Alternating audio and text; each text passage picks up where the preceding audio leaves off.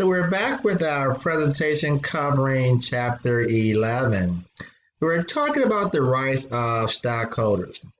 And the two most important rights again are the right to vote as a common stockholder and the right to receive dividends as part of the earnings of that corporation.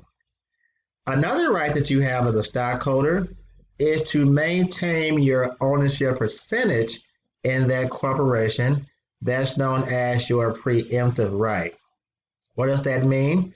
It means that if you own 14% of the stock in that corporation and they decide to issue new shares of stock, you have the right to maintain that 14% ownership percentage by buying additional shares of stock in that corporation. Now, of course, they're not free, but if you have the financial resources and you want to maintain that percentage, you do have the right to acquire additional shares of stock to maintain your 14% ownership percentage. Now, what happens in the case of liquidation? Meaning that a company files for bankruptcy. How does that impact the stockholders? I'm glad you asked that question. Well, as a stockholder, you want to try and sell your stocks in that company in order to recoup the amount you invested. Now, you are able to file a lawsuit against that corporation to try to recoup your investment. But most of the time, when a corporation has been liquidated, first, any funding available goes to their creditors. Now, think about this. Corporations or individuals typically file for bankruptcy because they do not have enough money or assets to pay off their creditors. So once the creditor or lender receive what's owed to them, and normally even they don't get the full amount, there's nothing left over for the stockholders. So if you are a stockholder, your best way of getting your money back is trying to sell your shares of stock before that company has been liquidated. Here you have a sample of a stock certificate. And in 2020, what we see is that most things are done electronically. So now you can buy stock by going to E-Trade, iTrade. You can get an account with Ameritrade, different ways. You can Robinhood, all of these. There's apps out there that allow you to acquire stock. So you typically probably won't really see a stock certificate. This is more old school, but I just want to show you one. Now you've seen it. Okay. So I'm going to go through all of this because we're going to move on to something that's more relevant in 2020. All right. So remember we said that a corporation has to be chartered or registered in a particular state. Okay? That state will indicate the number of shares of stock that company has been authorized to sell. That number, determined by the state, is known as the authorized stock. So the state may say that your company can sell up to 1 million shares of stock. That million shares is known as the authorized stock. So once again, the state in which you incorporate in, they're going to determine the number of shares of stock a company is authorized to sell. There are two methods of acquiring stock. There's the direct approach and the indirect approach. For most of us, unless you're extremely wealthy, it's going to be the indirect approach. But I'll begin first to talk about the direct approach. So let's say a few years back, how many years it was when Facebook decided to go public. They issued what's called an IPO, an initial public offering. And there were certain investment banking firms, such as Prudential, Fidelity, Smith Barney.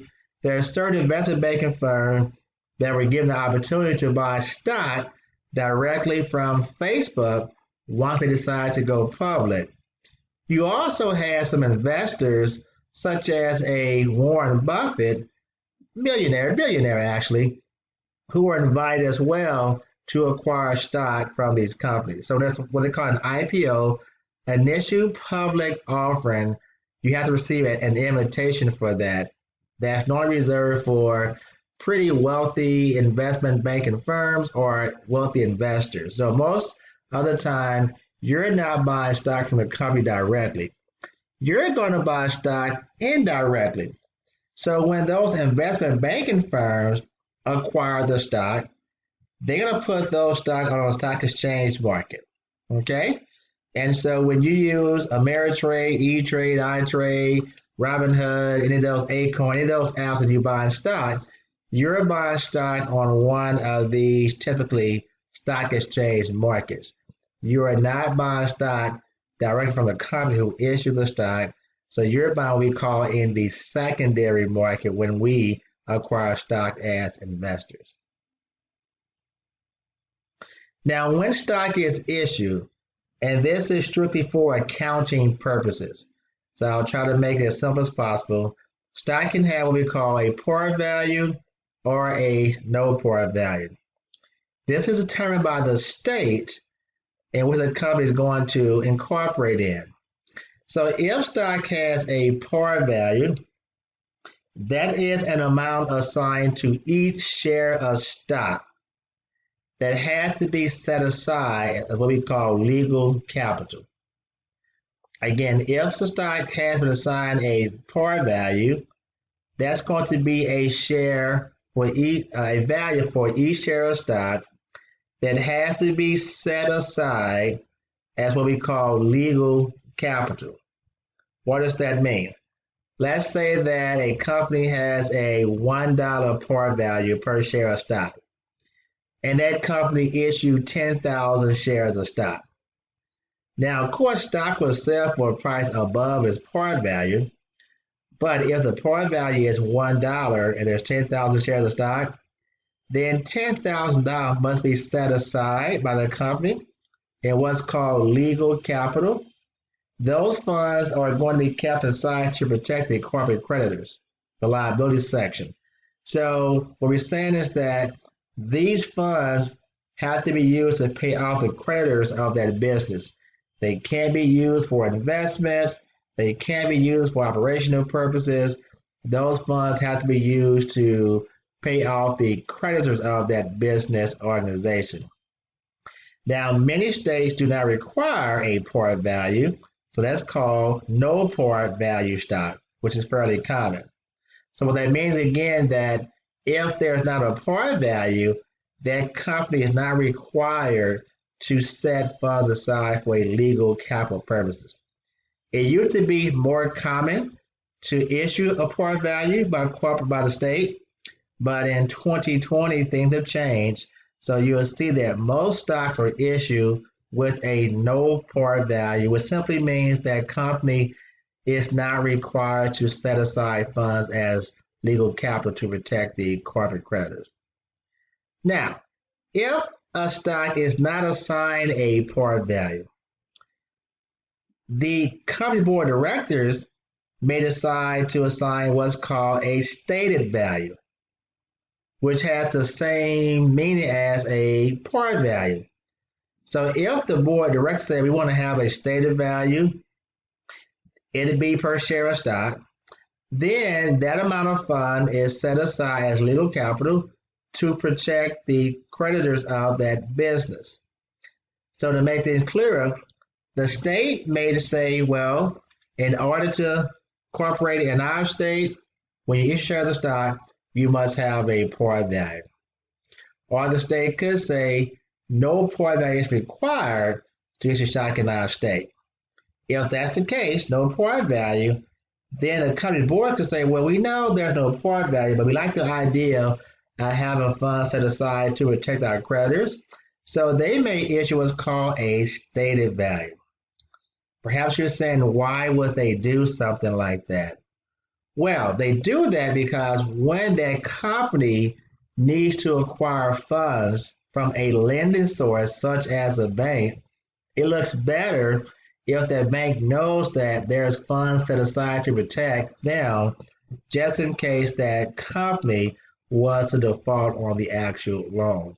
So they may get even favorable terms on that loan agreement if they have a stated value compared to not having a par value assigned at all.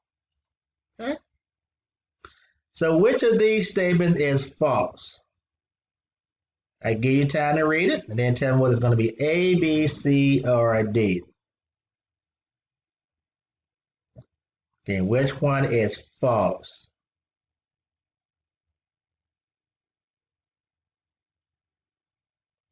And the answer would be D. Legal capital is not intended to protect stockholders. It's intended to protect the liability or protect the creditors of that business. It's not the legal capital is not to protect the stockholders, but to protect the creditors of that particular corporation. All right. Next, what you have here is the equity section of the balance sheet. Now, we've talked mainly about the equity section consisting of retained earnings and common stock. But now we're going to expand our knowledge over the equity section of the balance sheet. Now, often the equity section of the balance sheet, sometimes referred to as being paid in capital, is one section, and then you have retained earnings. Paid in capital focus on any type of stock transaction pertaining to that business. Now, notice that there are more than one type of stock. We focus mainly on common stock, but there's another type of stock also known as preferred stock that we're going to discuss. Then when stock is issued, whether common or preferred, when a stock is issued at an amount above its par value, yes, we have a new account title called paid in capital in excess of par value. And we'll go through some examples to show how to use these account titles and when they're going to be applicable. So now when you think about the equity section, you have two primary sources, paid in capital, which focus on all of your stock transaction, and you have your retained earnings, which shows that portion of the company's profit that has been retained by the company, the amount that was not paid to the stockholder in the form of dividends. Okay, so that's the language vocabulary information in chapter 11. We're going to come back with our next video and start crunching some actual numbers. So stay tuned.